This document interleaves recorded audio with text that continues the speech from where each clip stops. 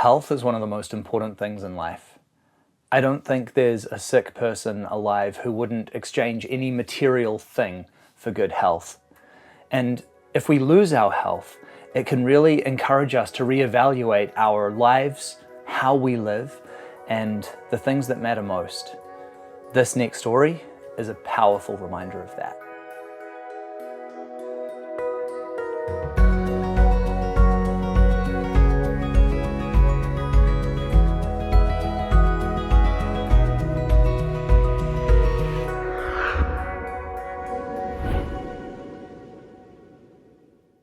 Bonjour, my name is Guillaume. We're in the west side of France, and welcome to my tiny Marrow. I'm 31 years old. I'm a robotics engineer. I work with industrial robots, and we are in the land that belonged to my mother, in the countryside, but also very close to the city. So it's very comfortable to live here. And I'm here only a few months because I started a new job in the French Alps. So the goal is to purchase a new land there so I could park there legally and without any problems. So the dimensions of my tiny house, it's 6 meter long, 2.5 meter wide and 4.2 meter high. It's also 3.5 tons. For the design of the tiny house, I spoke with an architect on this project, and I told him that I didn't mind about the exterior design as I was living in it and not outside of it. So I told him that it could look like a shipping container, I wouldn't mind. So he took my word for it and proposed this design. It's half Douglas wood and half corrugated sheets of steel. What inspired me, the tiny house lifestyle, was actually quite a story. I was very sick at this time. I had a very bad and rare health issue. And I had a lot of time to think about my life, and the idea of the tiny house came from it. So it happened when I was in Italy for a new job I had. After some weeks of being tired for no reason, a morning I fainted, so I went to the hospital, and they told me that I could have acute leukemia, so maybe I couldn't live the night. Hopefully it wasn't that, so after some days they found a rare bone marrow disease. I went back to France to be treated there. So the only thing that could save me was a bone marrow transplant. So the best way to have a donor is from your siblings, because it's a 25% chance to be compatible. If not, it's 1 in a million chance with someone else. So fortunately I had 2 brothers. The first one wasn't compatible, but the second one was. So it was a huge relief when the doctors announced that my second brother was compatible, because otherwise maybe I wouldn't be able to speak about that today. And I spent 4.5 months in a sterile chamber. I got used to living in a small place. And during my recovery, I discovered the tiny house movement. And I started to see myself in a tiny house and how I would organize mine if I had one. Banks and insurance don't like sick people too much, so it would be very difficult for me to buy a house. So the tiny house was the perfect solution for it. It's a fair price, and I could afford it without the help of the banks. And I don't mind living in a small place, so it's perfect. So that's it for outside. Now let's have a look inside. Welcome inside the tiny house Marrow. Even if it's a tiny house, I didn't want to have a roof right over my head. So what I liked about this design is the volume of it. I don't feel trapped inside a small area. I wanted to feel like I'm in a classic house and with a direct access to the outside. So that's why there is a big volume in the entrance, and also a lot of windows and big windows. So I could always feel also outside. I always lived a minimalist life, so I don't gather too much stuff for decoration. That's why there aren't many decorations inside the tiny house. For the general design, I wanted to have a touch of industrial or workshop kind of vibe mixed with all the wood. So the first thing that inspired me, the general design, are the lights. That's the first items that shows. So I showed these slides to the architect, and he designed the stairs based on this kind of design, industrial workshop, and it chose to use metal to use as stairs. The thing I like about it is that it doesn't show that it's a stair right away. It's very funny when people come visit me and they ask how I can access my bed or the net, and they don't understand at first that it's not only decoration but stairs also. So it shows that it's well integrated in the general design of the tiny house. So over here is the living room. This is the place where I spend most of my time. I like that I can stay on the couch and see the outside from both the small windows and the main entrance. That's also the place where I can work, where I can spend some time reading a book. The couch is not convertible, but it's large enough to have one person sleep on it. And also there is a lot of storage under it. The heater is hidden inside the storage, and there is a remote controller that is very next to the couch, so it's very convenient. So this small table, I like it because I can move it all around. I use it in the kitchen. I use it when I eat on the couch. I use it as a desk. I can remove the feet of it and change the height according to my needs. So it's very flexible. Above the couch is the net. What I like about it is that when I'm in the couch, I don't feel trapped with the roof right over my head. The net is also very comfy. I use it to spend also half of my time. It's a very like a cocooning area where I can read a book, I can watch movies at night, and it's also quite a storage space. I can throw a lot of stuff over it when I need it. Another uses of the net I discovered while living in the tiny house is I can hang my clothes to dry on it.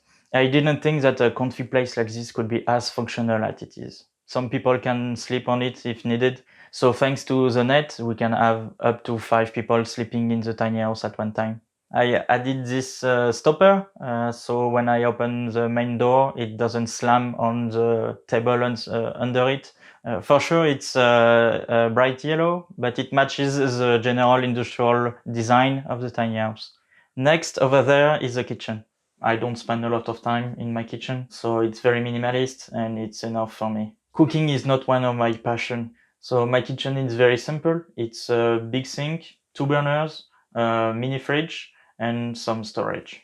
My sink is very convenient. It's quite modular and I like the size of it. It's big enough to wash a lot of dishes and to let it dry, something I didn't find in a lot of tiny houses. It's this kind of small details that are very useful in the daily life.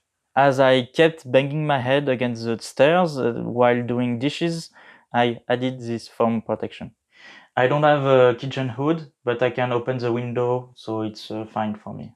Behind me is a large storage area that I use mainly as a wardrobe. Next, behind the door is a bathroom. So I wanted my bathroom to be very simple and basic because I don't spend a lot of time in it. It's a big shower, composting toilets, and a washing machine. It hasn't a sink in it, as I have a big one in the kitchen. It's enough for me for the whole tiny house. So I have a funny story about the washing machine.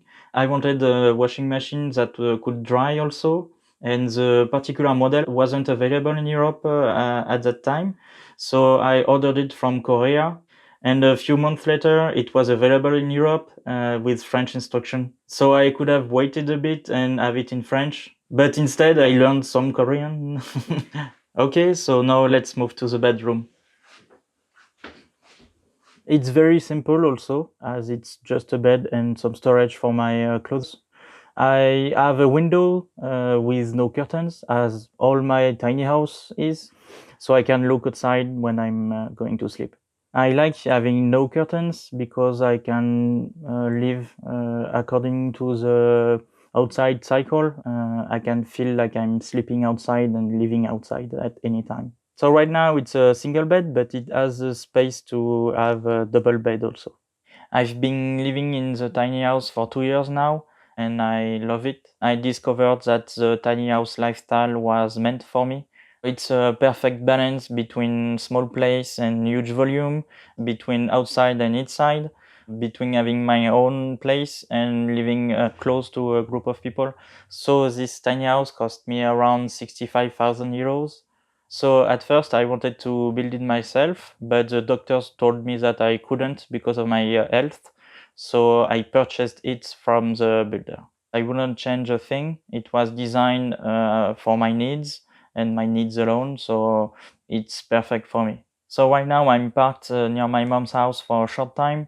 I'm going to move to the French Alps where I started a new job.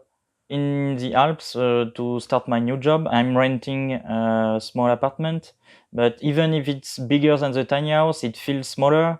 It's not as well organized and well designed, so optimizing the space is a big advantage for tiny houses. During that time, I'm purchasing a land to park my tiny house and start building my future A-frame house. So I'm very excited about this project because as I couldn't build my own tiny house because of my health issues back then, and I now can build my own house because I'm fully recovered, my health is back on track and I have no issues left. So this tiny house is very important and very symbolic to me. It represents my new life as I was reborn after my health issues. My bone marrow disease was extremely severe and nearly killed me. So I felt like I was born again, and I was born again into the tiny house lifestyle. So I named this tiny house Marrow from this experience of mine.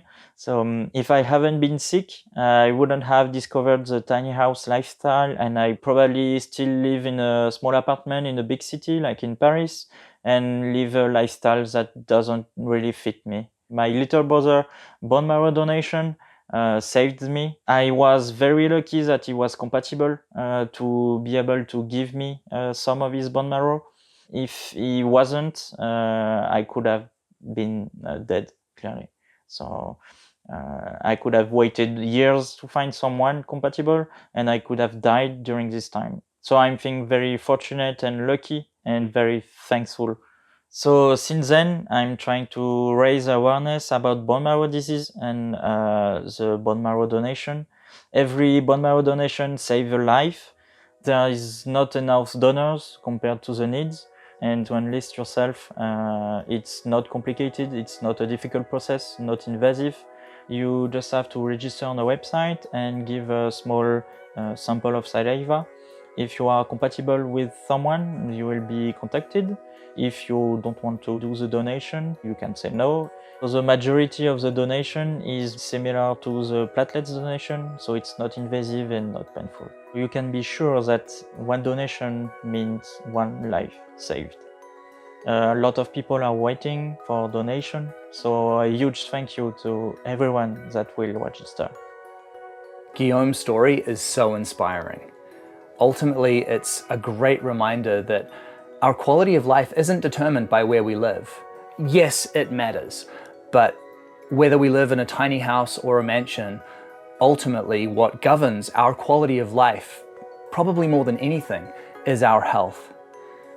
Tiny house living has always been about us as humans focusing on those aspects of life that are most important to us. And this story is such a great reminder of one of those things.